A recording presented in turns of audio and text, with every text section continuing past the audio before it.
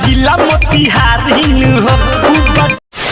हाल बा भाई लोग, आज फिर से हम बात करे वाली बानी भोजपुरी इंडस्ट्री के कुछ कलाकारों के बारे में, जिनका वीडियो आजकल खूब वायरल तो नहीं हो रहा लेकिन खूब बेकार वीडियो आ रहा है। मतलब उन सब का गंदा गंदा सॉन्ग आ रहा है। इसी के साथ मैं अपना बकचोदी स्टार्ट करता हूँ। तो भाई लोग बगैर कौन लड़ा सुन के ना आप लोग वीडियो देखिए। जिला मोतिहारी हो। जी तू जिला मोतिहारी नाचे गइल बारू तो तू खाली नाचे के अलावा आरो तू कुछ करवा सकेलू।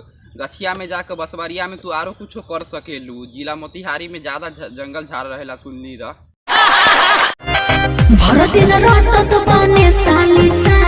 हो भौजी तो तोरा के बहुते अच्छा लागत हो, तोरा बहुते मजा आयत होगी। तोहर जीजा जी देखत तो तोरा से कितना पारे प्यार करेले कि भर दिन रटत तारे खाली साली साली अपन मेहरारू के भूल के।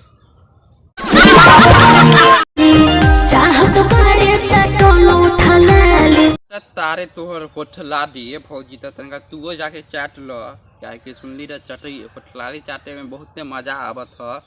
पता नहीं के तू चाट के बताओ जल्दी सी ना।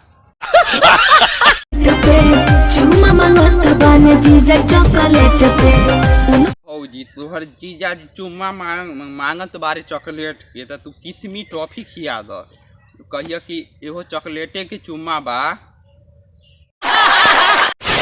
सब हमार वीडियो अच्छा लागल होखी तो रउआ सब बेगर लाइक कर नहीं जाई, चैनल के सब्सक्राइब जरूर करके बेल आइकन दबा ली ताकि हमारे ऐसे ही न्यू वीडियो आप तक भाई साहब सबसे पहले पहुँचे। तब तक के लिए भाई साहब बाय।